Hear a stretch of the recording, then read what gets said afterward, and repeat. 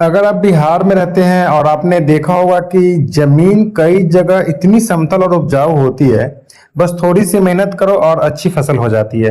लेकिन कभी आपने ये सोचा है कि बिहार और गंगा मैदान जमीन, बिहार की जो गंगा साइड के जो मैदान है वो इतनी उपजाऊ आखिर जमीन कैसे बनी है? क्या यहाँ की मिट्टी हमेशा ऐसी ही थी? इसके पीछे एक ज्योग्राफिकल प्रोसेस है, उस प्रोसेस को आज हम देखते हैं और फोटो के थ्रू समझने की कोशिश करेंगे। जो लोग भी चैनल पे पहली बार आए हैं तो चैनल को सब्सक्राइब करते हुए जाइएगा। काफी इंपॉर्टेंट टॉपिक है और छोटी छोटी चीज जब आप ज्योग्राफी में समझना शुरू कर देते हैं तो आगे बड़े बड़े कॉन्सेप्ट आप आसानी से समझ सकते हैं। ये जो प्रोसेस होता है मिट्टी उपजाऊ होने का, ये होता है प्रोसेस, इसको हम कहते हैं जलोढ़ निक्षेपण, एलुवियल डिपोजिशन। देखिए, आज हम इसे बिल्कुल थोड़ा अलग ढंग से पढ़ेंगे। मान लीजिए कि आप पहाड़ों से पानी को निकलते हुए यहाँ से आप देख रहे हैं, ये पहाड़ से ये पानी निकल कर ऐसे ऐसे ऐसे ऐसे ये आ रही है, ठीक है। सॉरी, आ रहा है पानी यहाँ से बहते हुए ऐसे आ रहा है। उसके बाद क्या होता है ना कि जब ये पानी बहते हुए आता है तो यहाँ से वो छोटे छोटे क्या करता है, छोटे छोटे पतले रेत को और बालू को, चट्टान को, बहुत सारे ऐसे महीन कण होते हैं, कुछ खनिज होते हैं, वो सारी चीजों को वो बहाकर कहाँ लाता है? समतल जमीन में लेकर आता है।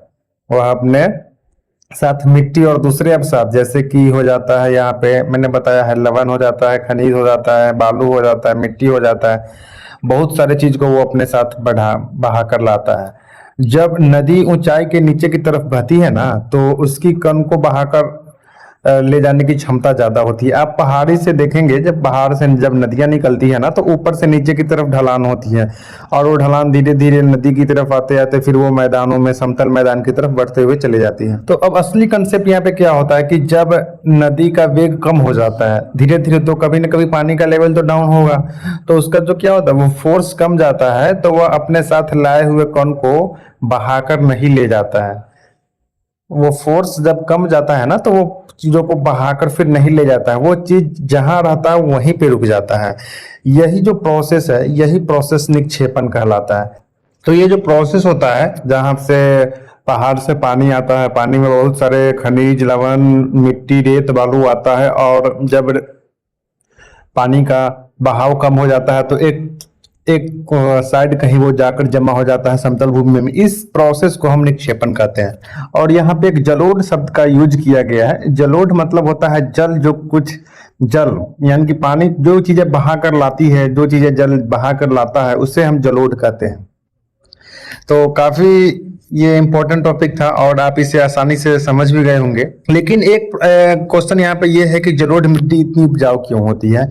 तो नदियां अलग अलग क्षेत्रों से कई महीन कण, खनिज और अलग अलग तरह के पदार्थ लाता है, इस वजह से मिट्टी थोड़ा उपजाऊ हो जाता है।